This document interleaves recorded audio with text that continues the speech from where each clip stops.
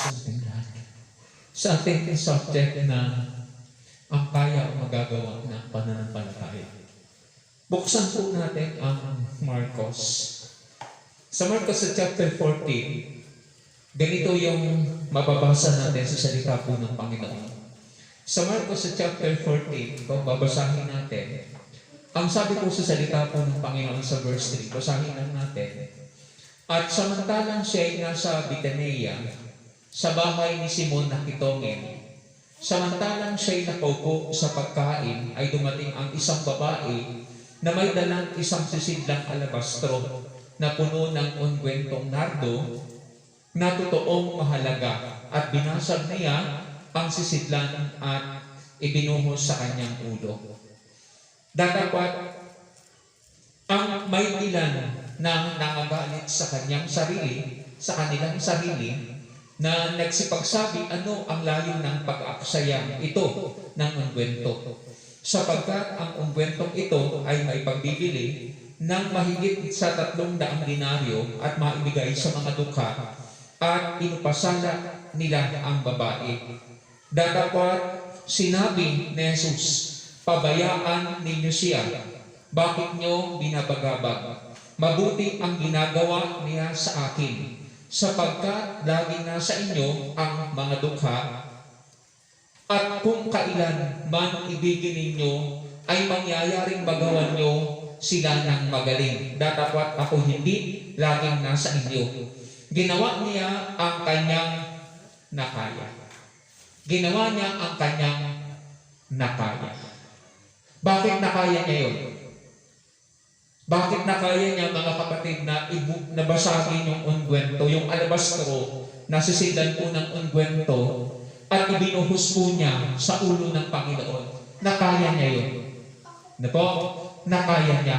Ang sabi ng salita ng Panginoon dito sa verse 8, ginawa niya ang kanyang nakaya. Hindi tayo makagagawa na hindi natin kaya. Yung ginagawa natin ngayon, mga kapatid, yan lang kasi yung kakayanan natin. Ano po? Yan lang kasi yung pananampalataya natin. Pero yung basagin natin ang alabastro at ibuhos natin ang ungwento sa ulo ng Panginoon, hindi pa natin nakakaya yun. Hindi pa natin nakakaya yun. Pero yung babae, sabi niya, yun yung kanyang nakaya. At dapat, mga kapatid, makaya rin po natin. Dapat ito ay makaya rin natin. Sa salita ng Panginoon, makikita natin, napakalaki ng nagawa ng babaeng ito. Nakaya niya yan. Ano po? And then makikita natin dito, sa Marcos chapter 9, verse 23, sabi ng Panginoon, kung kaya mo, lahat ay may pangyayari. Ibig sabihin, kahit mahirap ay magiging madali. Ano po? Kahit hindi posible, ay nagiging posible. Kaya yun po ang magagawa ng pananampalataya. Kaya ang tanong ay, kaya ba natin? Kaya natin mga kapatid? Kasi itong nagawa ng babaeng ito, yun ang kanyang nakaya Ano po? Makikita rin natin sa Bible, sa aklat po, mga kapatid, ng 2 Corinthians sa chapter 8 ang ganito. Itong mga Kristiyano sa Macedonia, itong Macedonian Christian, makikita natin, mga kapatid, sa salita po ng Panginoon, sa 2 Corinthians sa chapter 8, sa verses 1 up to 5. Sa salita ng Panginoon, ay ganito po yung ating mababasa. Sa 2 Corinthians sa chapter 8, verses 1 up to 5, sabi niya, bukod dito, mga kapatid, ay ipinapatalastas namin sa inyo ang biyaya ng Diyos na ipinagkaloob sa Iglesia ng Macedonia, kung paano sa maraming pagsubok sa kapighatian ang kasaganaan ng kanilang katuwaan at ang kanilang marabis na karuhaan ay sumagana sa kayamanan ng kanilang kagandahang loob. Sapagkat ayon sa kanilang kaya, ay nagpapatotoo ako na tigit pa sa kanilang kaya. Yung nakakaya nila. Ano po? Nakaya ng Macedonian Christian.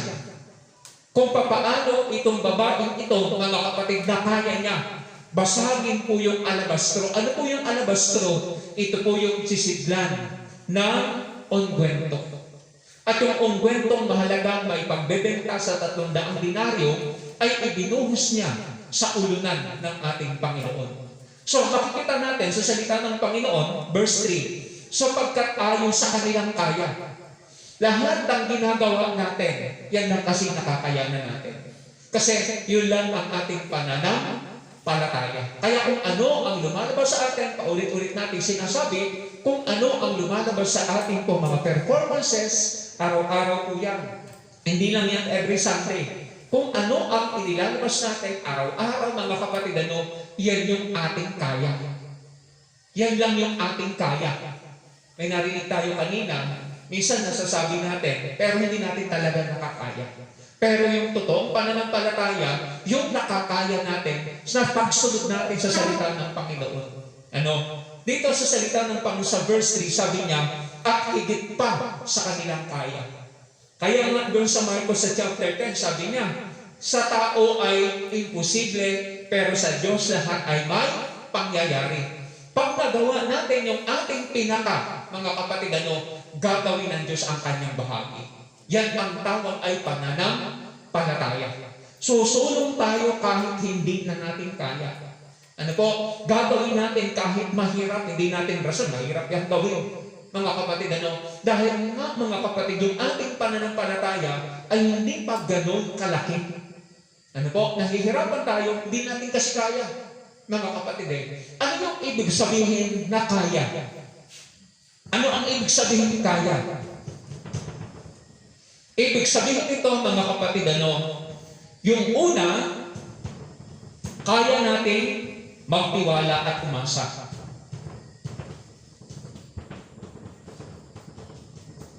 Ang tao, hindi siya makakasunod sa Panginoon hanggat hindi niya kaya magtiwala at umasa.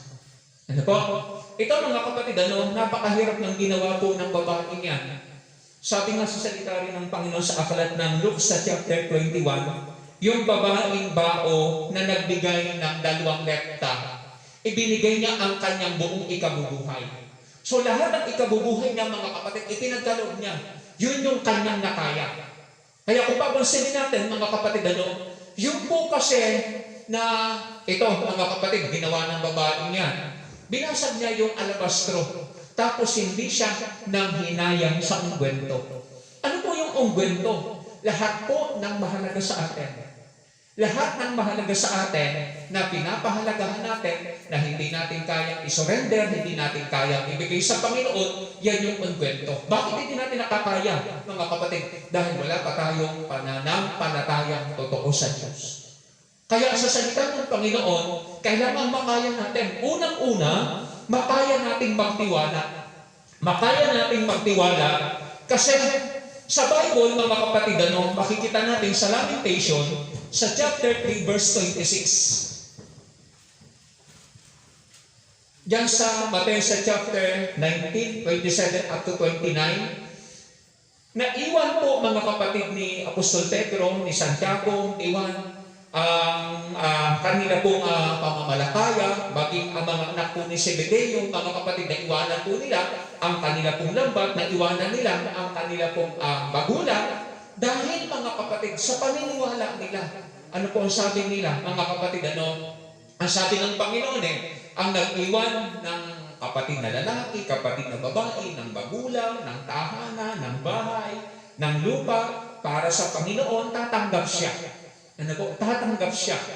Pero sa kanila, mga kapatid, wala pang pangako Sabi ng Panginoon doon sa aklat ng Mateo sa chapter 4, verses 18 up to 22, sabi ng Panginoon, sumunod kayo sa hulihan ko. Hindi naman sila pinangakuan Hindi naman sinabi ng Panginoon, pag sumunod kayo, ito ang makukuha nyo. Pero sa atin, mga kapatid, itinuturo sa atin na kung ano ang benefits, ano po ang pakinabang sa ating kung pagtalima at pagsunod. Sinasabi na sa atin. Kaya nga lang, hindi pa rin natin kaya. Bakit? Hindi natin kayang magtiwala sa Panginoon. Hindi natin kayang umasa. Ang inaasahan natin yung ating sariling lakas. Yung ating inaasahan yung ating sarili kong abilidad. Hindi pa ang Diyos. Kaya sa Bible, makikita natin sa salita po ng Panginoon sa aklat ng Lamentation, sa aklat po ng Panagul sa chapter 3, Sa verse 26, ang sabi ng Panginoon sa kanyang salita, mabuti nga ang tao ay umasa at maghintay na tahimik sa pagliligtas ng Panginoon. Kaya yung ating pong pagtitiwala sa Panginoon, kagaya ng isang magulang, ang sabi niya sa Panginoon, yung aking pong anak mula pa sa pagkabata, pinapahirapan ng Espiritong ito, pinagbubula po ang kanyang bibig at madalas siya po ay dinadala sa tubig o kaya sa apoy. Ang sabi ng Panginoon, kung kaya mo. Kaya ang papansinin natin mga kapatid, yung ating pong pagtitiwala at pag-asa. Kasi wala nang makatulong Bakit po mga kapatid, pati po ang mga apostol ay dinala na ng magulang na ito, ang kanya pong anak, pero hindi po napalayas ang masamang espiritu yun. Kaya sabi ng Panginoon, kung kaya mo, lahat ay may pangyayari sa kanyang sumasampalataya. Magagawa natin ang ganitong ginawa ng babaeng ito, mga kapatid, kung kaya natin, una, magtiwala at umasa. Ano po? Hindi natin magagawa yan, mga kapatid, kung hindi natin kayang magtiwala at hindi natin kayang umasa. Saan? Sa mga pangako ng Diyos. Sa mga pangako. Alam natin, wala pong utos ng Diyos na wala pong pangako. Walang utos ng Panginoon, mga kapatid, na wala pong pangako.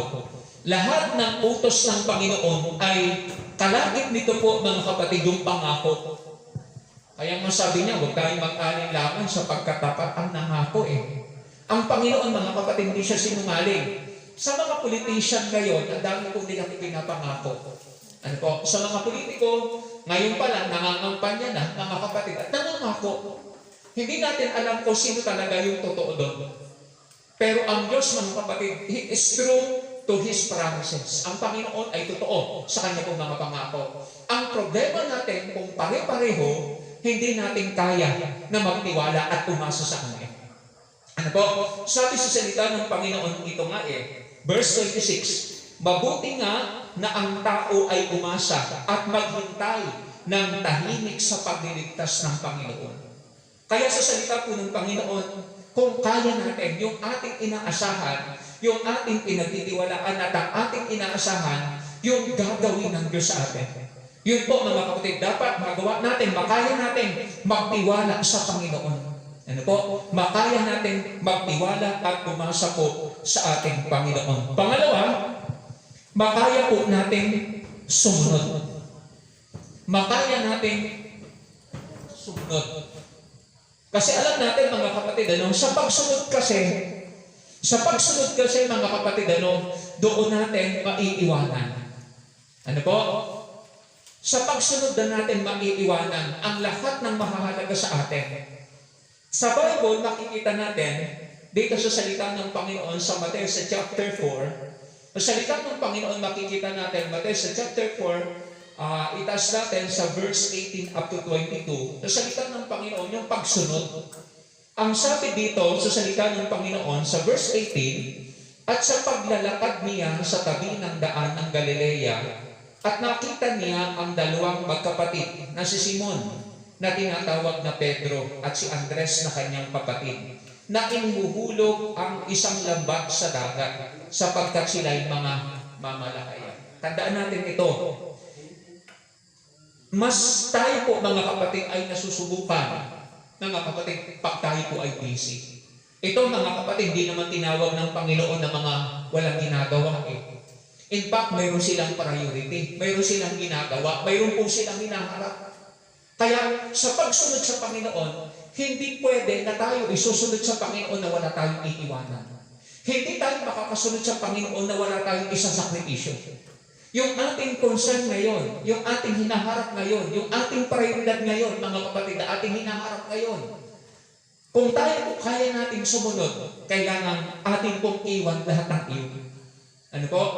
Kasi no one can serve in two masters at the same time. Walang makapaglilingkod ng sabay sa dalawang Panginoon.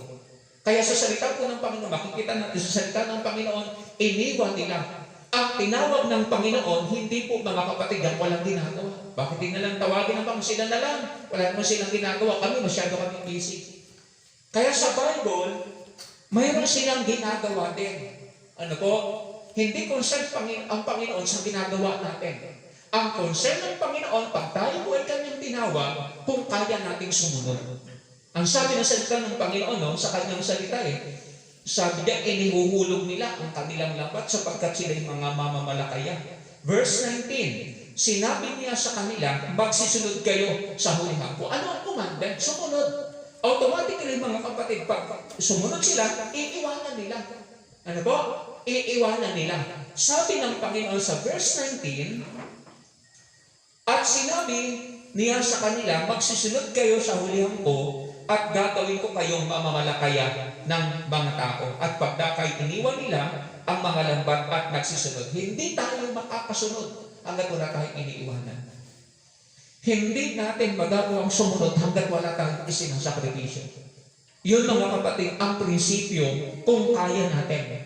Kung kaya natin sumunod sa Panginoon. At para tayo makasunod, kailangan mayroon tayong isakripisyo.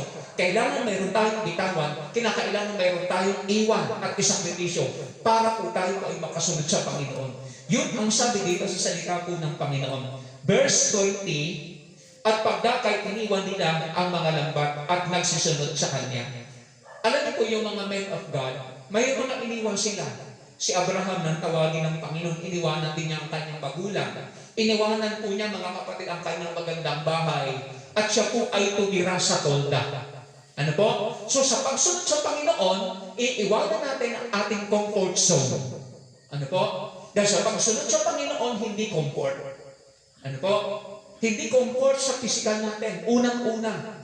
Ano po? Ang pagsunod sa Panginoon, kung ang tao ang hinahanap niya comfort, hindi siya makakasunod sa Panginoon. Dahil ang pagsunod sa Panginoon, iiwanan natin ang ating comfort zone.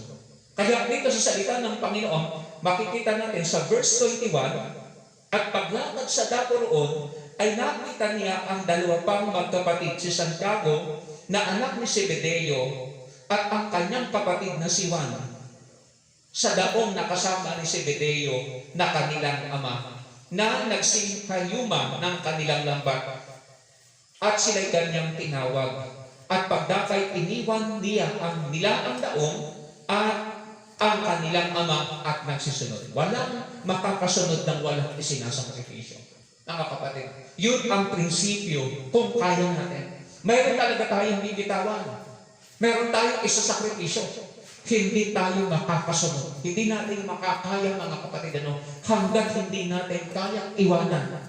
Si Moises, iniwanan din niya. Ano po? Si Moises, iniwanan din niya para siya po ay makasunod. Sino man sa atin ay hindi po makakasunod hanggat wala tayong isinasakripisyo. Mga kapatid, yan ang prinsipyo ng pagtanima. Kaya nga ang tanong ng Panginoon, kung kaya mong sumunod, mayroong kalakip, mga kapatid, kaakibat ng pagsunod. Sa Bible, makikita natin sa salita po ng Panginoon Mateo sa chapter 4, 18 up to 22. Makikita natin, Genesis sa chapter 12, verses 1 to 5, si Abraham. Sa Bible, makikita natin, Hebrews sa chapter 12, sa 11 rather, 24 hanggang 27. Iniwanan niya nga ang Ehipto. Kaya, kung kaya nating sumunod, mayroon tayong iiwanan. Kung kaya natin, mga kapatid, yun ang magagawa po ng pananampalataya. Kung kaya nating sumunod at ang pagsunod sa Panginoon, mga kapatid, mayroon tayong isisegregate, mayroon tayong iiwanan, mayroon tayong ihihiwalay. Ano po? Yun ang pagsunod sa Panginoon. Kaya sa Bible, mga kapatid, makikita natin ang salita ng Panginoon. Pangatlo, kung kaya natin magtiis.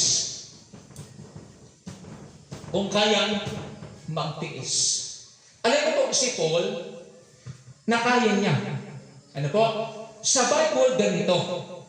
Hindi natin maipapakita, mga kapatid, ang pananampalataya kung wala pong pagtitiis. Hindi mag-manifest o hindi po mag-display sa atin ang pananampalataya kung hindi magagawa natin ang pagtitiis. Sa Bible, itong babaeng ito, nagtiis siya Ano po? Nagtiis siya. Sa Bible, kasi itong ginawa niya, mga kapatid, binasag niya yung alabastro. Ibinuhos niya yung ungwento. Alam niyo po ang halaga ng ungwento? 300 denaryo. Amen. Ang mahirap ay ito, hindi lang yung magbigay. Ano po? Hindi lang mahirap ay ang magbigay. Ang mas mahirap ay pagkatapos mong magbigay. Kasi titiisin mo na ang kawalan. Amen? Yun ang mahirap. Maraming tao, mga kapatid, nahihirapang magbigay sa Panginoon dahil wala pong pananampalataya.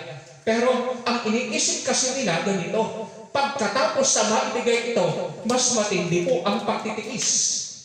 Dahil yung mga kapatid, ang kalakip po ng pananampalataya. Sabi sa salita ng Panginoon, tiniis si Apostol Pablo ang kalugihan ng lahat ng bagay.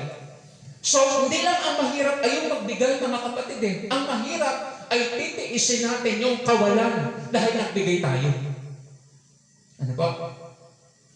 Yun ang iniisip natin. Pag nagbigay tayo, mawawalan tayo dahil ayaw nating magtiis. Hindi natin kayang magtiis. Limawa, sinabi kanina, 10%.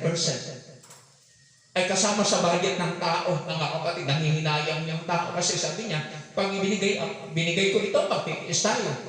Wala tayong ulam. Wala tayong ganito. Mga kapatid, yun po ang pananampalataya. Kaya maraming tao nahihirapan kung magbigay. Bakit? Hindi nila kayang magtiis. Kasi pag nagbigay nga, mga kapatid pag nagbigay nga, ay mawawalan. Ano yung kasunod nito? Magtitiis ka na. Dahil wala na Kaya sa Bible, makikita natin, basahin natin, Philippians chapter 3 sa verse 8, sabi diyan, oo, at lahat ng bagay ay inari kong kalugihan dahil sa dakilang kagalingan ng pagkakilala kay Kristo Jesus na Panginoon ko, na alang-alang sa Kanya'y tiniis ko ang kalugihan ng lahat ng bagay. Hindi pwede na tayo po ay susunod sa Panginoon, di natin kayang magtiis. Kaya yung tao, hindi po nakakapamuhay sa pananampalataya dahil hindi niya kayang magtiis, dahil lumaki siya, gusto niya ng kaluhuan. At alam natin, pag tayo po'y nabuhay sa kaluhuan, buhay tayo, buhay na buhay ang ating laman, pero patay ang ating kaluluwa. 1 Timothy chapter 5, verse 6. Kaya ang kailangan natin, mga kapatid, pag tayo po ay nagbigay, titiisan natin yung kalugihan, wala na Ano po? Halimbawa, ganito.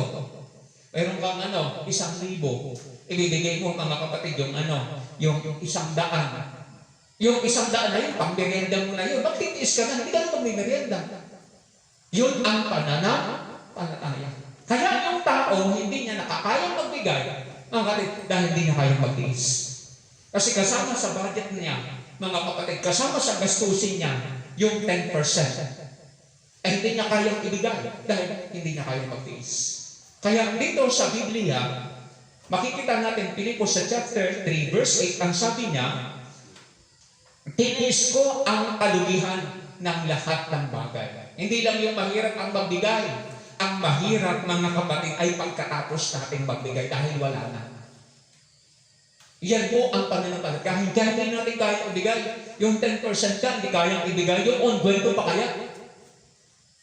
Yung ungwento pa kaya? Yung mahahalaga kayang bagay, kaya natin ibigay dahil hindi natin kayang magtiis. Ano po? Hindi natin kayang ibigay yan. Alam niyo po, mga kapatid, ang Macedonian Christian, ibinigay po nila yung kanilang abuloy. Bakit? Ibinigay muna nila ang kanilang sarili sa Panginoon. Kaya pag nakaya natin, mga kapatid, na kaya natin magtiwala, na kaya natin umasa, na kaya natin sumunod, na kaya natin magtiis, baka kasunod talaga tayo. Baka kaya talaga natin. So, ibig sabihin, wala pong hadlang, wala pong obstruction, wala pong hindrances, wala pong tisot, mga kapatid, sa ating pong pagsunod. Hindi tayo mahuhold nito. Hindi tayo mapipigilan sa pagsunod sa Panginoon. Dahil tayo natin Amen. Pero kung hindi natin kayang magtiis, mga kapatid, si Paul, tiniis niya ang kalugihan ng lahat ng bagay. Ano po? Kaya yun po, mga kapatid, kaya yung pamumuhay sa pananampalataya, ang pamumuhay sa pananampalataya, alam po natin pagtitiis yun. Diyan sa Philippians chapter 3, tiniis niya ang lahat ng bagay, ang kalugihan ng lahat ng bagay. Ang pananampalataya talaga, hindi pwede na walang pagtitiis. Ano po?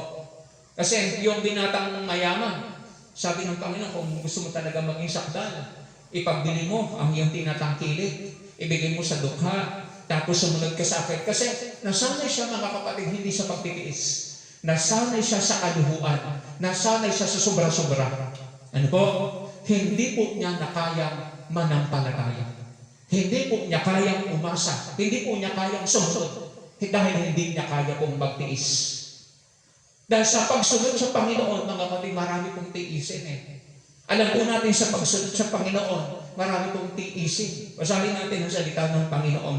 Sa aklat po ng 2 Timothy sa chapter 2, sa verses 8 and 9. Ang sabi ng salita ng Panginoon sa verses 8 and 9 ng 2 Timothy sa chapter 2, alalahanin mo si Jesus na muling nabuhay sa mga patay sa binhi ni David ayon sa aking ebanghelyo na siyang pinagtitiisan ko. Kaya pag tayo na kay Kristo, ang dami nating pagtitiisan. Ano po? Ang dami nating pagtitiisan. Lalo kung ibibigay natin ang ating buhay, mga kapatid Pag sinabi kasing ibinigay natin ang ating buhay, hindi na sa atin yan. Hindi na tayo ang nagmamay-ari.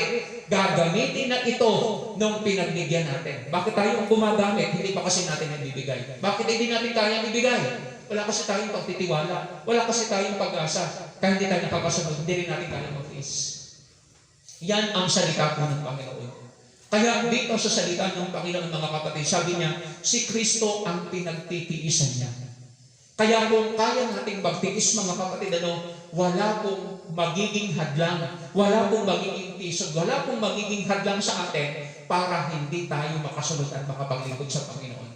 Kaya pag-aralan natin, mga kapatid, yung tayo po ay magtiis. Kasi yung pong pagsunod ay hindi pwede na walang pagtitiis. Ano po? Sa Biblia, makikita natin, Hebrews sa chapter 5, verse 8. Sabi niya, ang Panginoong Kristo ay natuto ng pagsunod sa pamamagitan ng kanyang tiniis. Si Paul, ganun din sinabi niya, alalahanin mo si Kristo na pinagtitiisan ko ng lahat ng mga bagay. Kaya sa atin, mga kapatid, para makaya natin talagang at wala pong maging hadlang, makaya natin talagang magtiis. Makaya natin magtiis. Basahin nga natin lang ito. Hebreo, mismo ang Panginoong Kristo ang perfect example. Ang Panginoong Kristo ang halimbawa natin. Kaya sabi ng aklat ng Hebrews sa chapter 12 verses 1 and 2, sabi niya, let us look unto Jesus, the author and finisher of our faith. Sabi niya, masdan natin si Kristo na sumasakdal ng ating pananampalataya. Kaya sa salita ng Panginoon, yung pagtalima ng Panginoon, kalakip niya yung kanyang mga tiniis. Si Paul ay ganun din. Kaya mga kapatid sa atin, kung kaya natin magtiis, pag-aralan natin ang pagtitiis. Dahil yan mga kapatid, ang pamumuhay sa pananampalataya.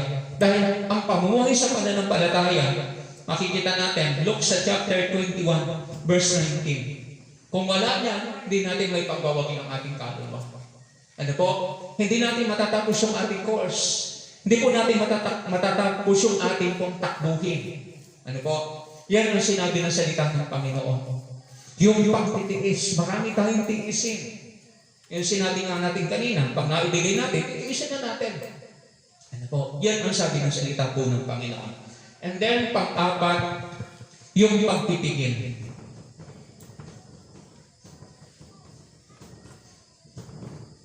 Sabi ng salita po ng Panginoon, 2 Timothy sa chapter 4 verse 5, magtiis tayo ng mga kahirapan, magtigil tayo sa lahat ng bagay, magtiis tayo ng kahirapan. Ano po? Lahat tayo ay marami po tayong pagpipigilan. Karamihan sa atin, yung iba gusto na pong umatras. Yung iba gusto na po mga kapatid tumalikod. Yung iba gusto ng umanan kumaliwa. Kasi nga pagdadaanan natin ang daan ng Panginoon, hindi natin magagawa yung ating gusto. Kaya minsan, tinitwist natin yung ating pong daan into right and to left. At yung iba gusto mag-turn back. Yung iba ay gusto pong tumalikod. Kaya mga kapatid, kailangan natin magpigil. Dahil ang pagpipigil mga kapatid ay pagpigil natin po sa ating laman para ito ay wag maghari sa atin.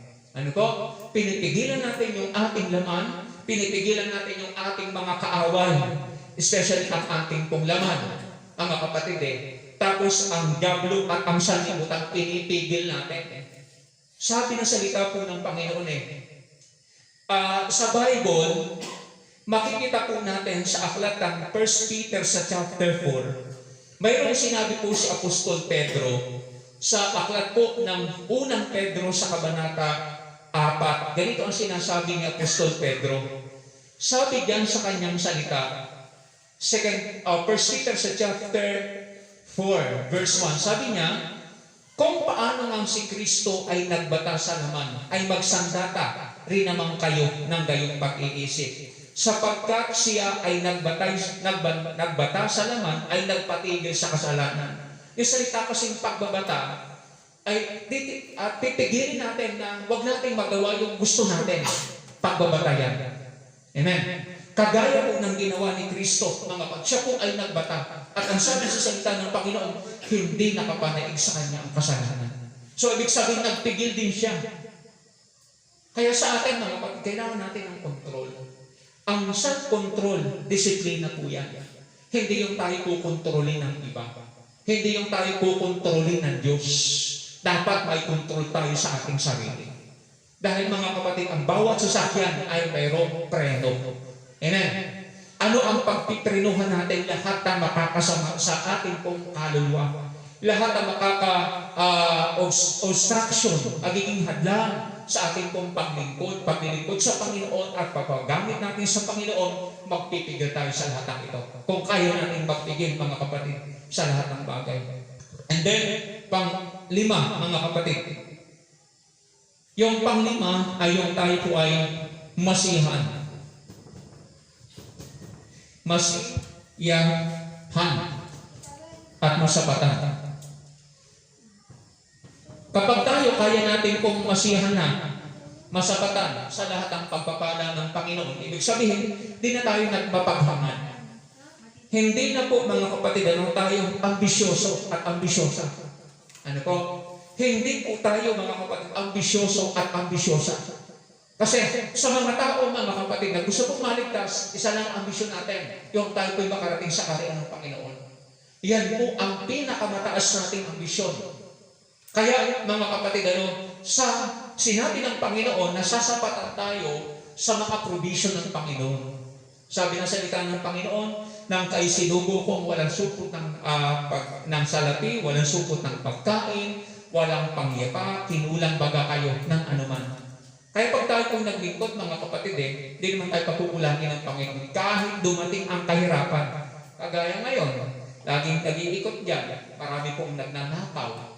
Bakit nagnanakaw? Mga kapatid, wala kasing katiyakan na ang Panginoon itutulong sa kanila. Kaya sa salita po ng Panginoon, mga kapatid, mahalaga sa atin. Tayo po ay masiyahan, tayo po ay masapatan sa provision po ng Panginoon. Dahil hindi naman po tayo pagkukulangin ng Panginoon. Sabi ng salita ng Panginoon, Luke sa chapter 22, basahin natin, wag lang tayo, mga kapatid, masyadong nag-aambisyon. Ang taong mataas ang kanyang ambisyon, lalagpak siya. Ayan. Ang taong mataas ang kanyang ambisyon, lalagpak siya sa Siol. Basahin muna natin yan. Sa salita ng Panginoon, Luke sa chapter 10. Ganito ang sinasabi sa salita ng Panginoon. Luke sa chapter 10, sa salita po ng Panginoon, ay ganito. Sa verse 15, sabi ng salita ng Panginoon, Lucas sa chapter 10, verse 15, ikaw, Kapernaum, nagpapakataas ka hanggang sa langit. Ikaw ay ibababa hanggang sa Hades. Alam po natin yung Hades, mga kapatid, kamatayan. Yung Hades ay impyerno. Pagdurusa ang Hades. Kaya sa Luke sa chapter 16, verse 23, at sa Hades ng pagdurusa. At sa Hades ng pagdurusa. Bakit? Masyadong mataas yung ating ambisyon. Kaya sa salita po ng Panginoon, dapat tayo po ay nasisiyahan sa mga sapat-sapat na pagpapala po ng Panginoon. Dahil ang Panginoon, mga kapatid, hindi po tayo pagkukulangin. Kaya kung ano ang ibinibigay ng Panginoon, masiyahan tayo dyan. At isa pa, maging talaga tayo, deserving tayo. Maging deserving tayo, ibig sabihin maging karapat-dapat tayo. Kasi kung tayo binibless ng Panginoon, mga kapatid, hindi naman tayo karapat-dapat. Alam natin, hindi galing sa Diyos, galing sa Diyan. Kaya sa salita ng Panginoon, napakahalaga. Kung kaya natin, mga kapatid, yan, kaya natin magtiwala, kaya natin umasa, kaya po nating sumunod, kaya po nating magtiis, kaya po nating magpigil, kaya po nating masihan. Wala na pong dahilan mga kapatid para hindi natin magawa yan. Ano po? Yan po yan yung ating pong assignment. Yan po mga kapatid yung ating marapat pong gawin. Ano po? Pag nagawa po natin yan, maibubuhos na natin sa ulo. Amen. Lahat ng sa atin ay mahalaga, ungwento. Ano po? Ungwento. Alam natin ang ungwento. Lahat ang mahalaga sa atin, lahat ang importante sa atin, ay hindi natin maibubuhos kung kani-kanino. Amen. Hindi natin ito maibibigay kung kani-kanino. Ibibigay natin ito sa ulo. Sino ang ulo? Si Kristo ang ulo. Basahin natin ang salita ng Panginoon. Sa aklat ng Marcos sa chapter 14, sa verse 6 sabi niya, ibinuhos ng babaeng ito, mga kapatid, ang kanyang ungwento sa ulo. Pero kung hindi natin kaya itong gawin, maibubuhos natin ito sa ating sarili. Amen. Maibubuhos natin ito sa ating pamilya. Maibubuhos natin ito sa mundo. Hindi doon sa ulo. Amen. Sino ang ulo? Sabi nito, basahin lang natin. Marcos sa chapter 14, sa verse 6, ang sabi diyan, sa salita po ng Panginoon,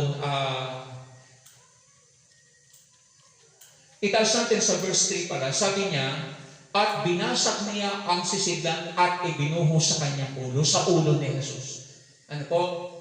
Yung ungkwento, lahat ng mahalaga, kaya natin ibigay at hindi lang patak-patak, buhos. Ano yung salita mga kapatid? Buhos. Ano po? Walang limit. Amen? Walang limit, hindi patak-patak. Yung salita kasing buhos mga kapatid, uubusin natin. Kaya dito sa salita ng Panginoon, Colossus sa chapter 1, ang ulo ay si Jesus. Sabi ng Colossus 1 verse 18, sabi niya, at siya ang ulo ng katawan, sa makatwid bagay ang iglesia, na siya ang pasimula, ang panganay sa mga patay, upang sa lahat ng bagay ay magkaroon siya ng kadakilaan. Sa Bible, makikita natin sa aklat ng Ecclesiastes chapter 8, sa verse 8 sabi niya, huwag magkulang ng ungwento ang iyong ulo. Sino ang ulo natin? Hindi yung leader. Amen? Hindi ang leader. Hindi rin tayo ang ulo. Amen? Hindi tayo ang ulo. Kaya hindi dapat tayo, mga kapatid, na hindi sa atin ibinubuhos. Hindi kung kani-kanino ibinubuhos yung mahalaga sa atin. Dapat ay ibinubuhos natin ito sa ulo. Ano po? Sabi ng salita ng Panginoon, verse 18, na siya ang ulo ng katawan sa makatwid bagay ang iglesia. Kung tayo ay katawan ni Kristo, hindi dapat sa katawan ibinubuhos, sa ulo, sa Panginoon. Lahat po ng ungwento natin sa Diyos natin dapat ibinubuhos. Paano nga natin may bubuhos? Kung wala tayong ganito, hindi natin kaya. Amen? Hindi natin kaya. Hindi natin kaya ibuhos. Siguro, mga kapatid, siguro ay papatak-patak natin. Hindi talaga yung babasagin natin. Sa ibang salita, hindi napapahalagahan ng katawan. Ano po? Hindi napapahalagahan ng pisikal. Yun po yung alabastro. Hindi po yung katawan natin ang mahalaga. Yung kaluluwa po natin. Kaya sabi ng salita ng Panginoon, basahin rin natin Ephesians sa chapter 5 verse 23. Sabi sa salita po ng Panginoon sa verse 23, bakit dapat sa ulo natin ibuhos? Hindi sa katawan. Dapat sa Panginoon natin ibigay talaga. Ipagamit sa Panginoon natin. Bakit? 23, sapagkat ang lalaki ay pangulo ng kanyang asawa, gaya ni Kristo na pangulo ng iglesia, at siya rin ang tagapagligtas ng katawan. Kung hindi natin ibubuhos, mga kapatid, sa ulo, hindi tayo maliligtas. Yan.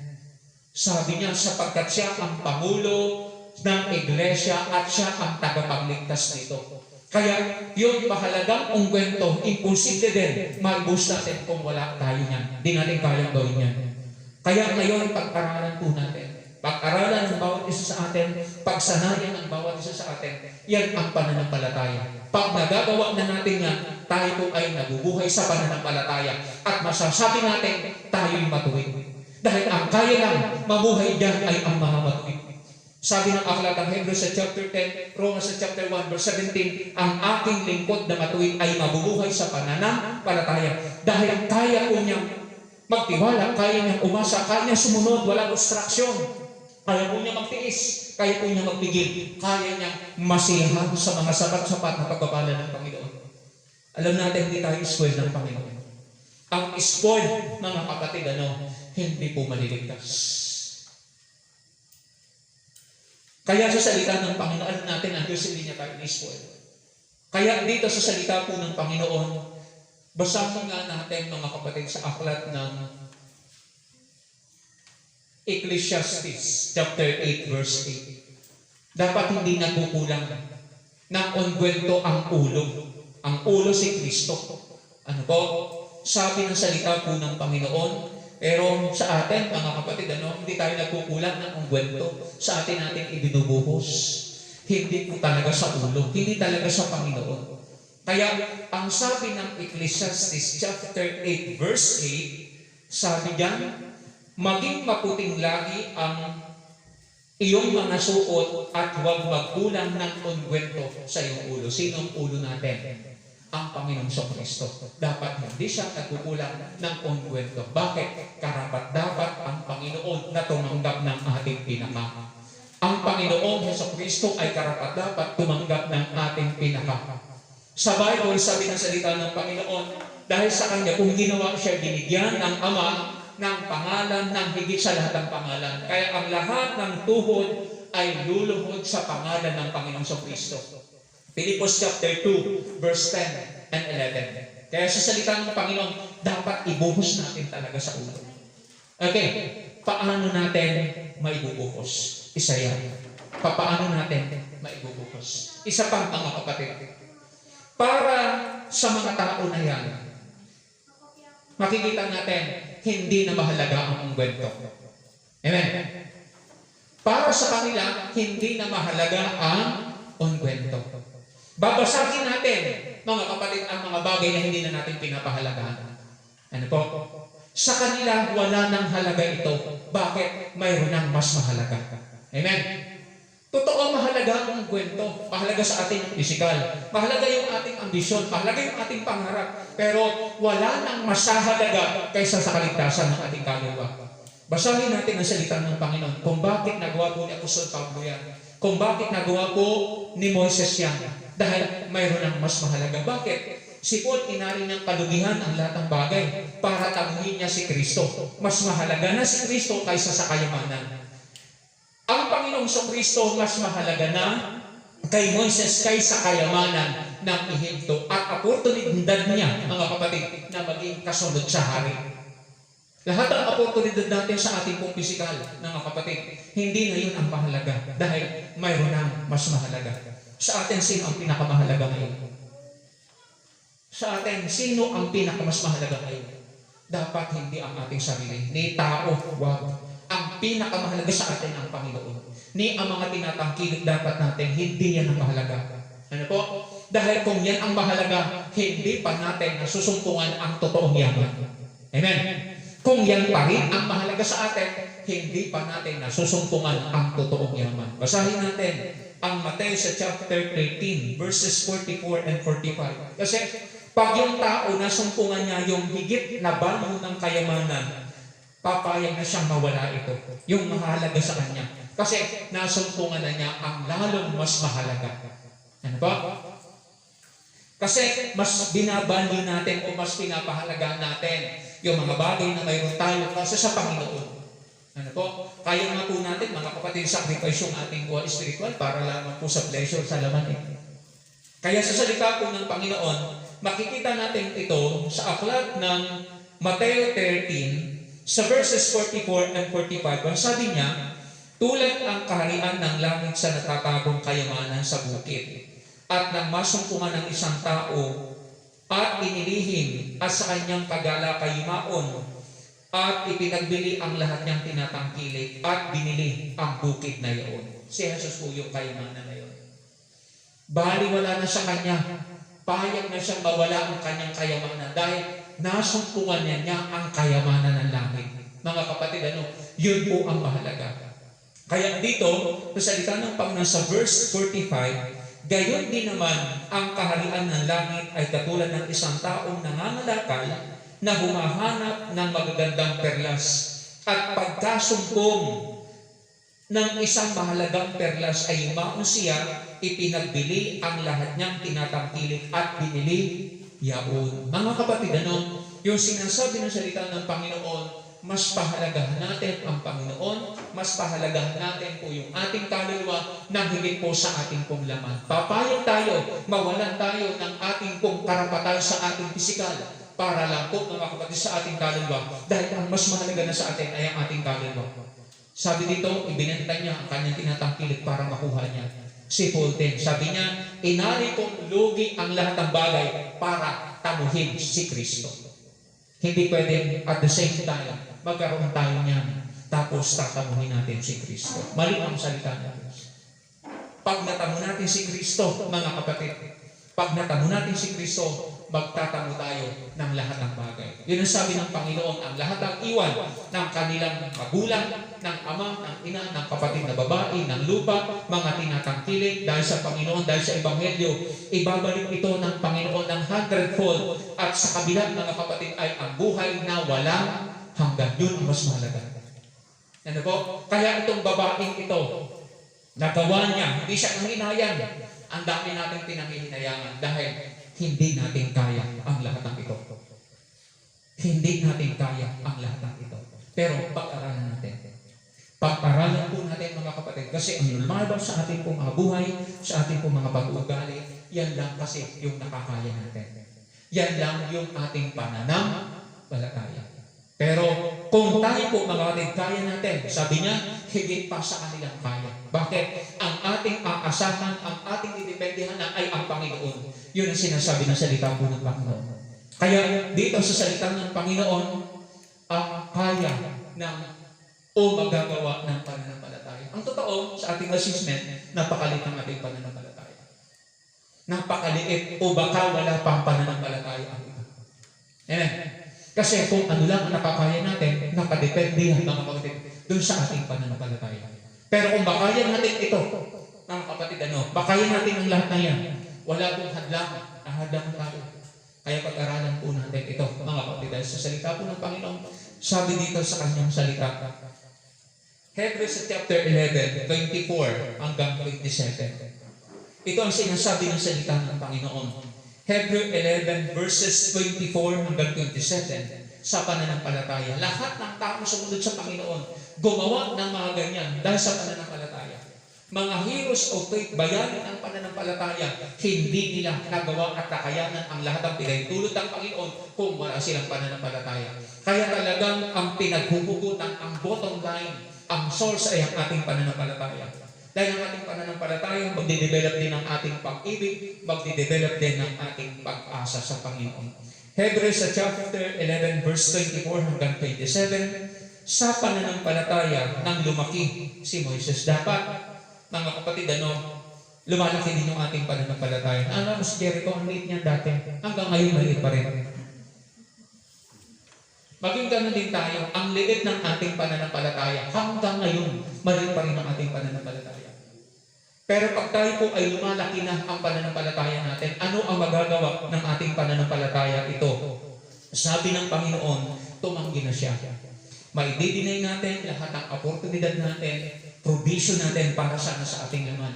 Parang mga kapatid lang sa ating tig-isang kaluluwa. Yun ang sinasabi ng salita ng Panginoon. Na pinili pa na siya'y pagpalasanin na kasama ang bayan ng Diyos kaysa magtamo na nagsisikupas sa kaligayahan sa pagkakasala, na inaring malaking kayamanan ang kadustaan ni Kristo kaysa kayamanan ng Ehipto, sapagkat ang kanyang tinitigan ay ang gantimpalang kabayaran. Ang gusto po ng Panginoon, mga kapatid, yung tingnan natin, mga kapatid, yung gantimpala. Yung gantimpala. Hindi po yung mawawala. Amen? Hindi po yung isasakripisyo, kundi yung hindi natin makukuha, mga kapatid, pag hindi natin nakaya na magdiwala, pag hindi natin nakayang umasa, pag hindi po natin nakayang sumunod, pag hindi natin nakayang magtiis, pag hindi po natin nakayang magpigil, pag hindi rin natin nakayang masapatan sa mga pagbabala ng Panginoon. Panghinayangan natin, mga kapatid, yung hindi natin makukuha sa Panginoon. Sapagkat ang kanyang tinitigan ay ang gantimpalang kabayaran. Yun po ang gusto ng Panginoon.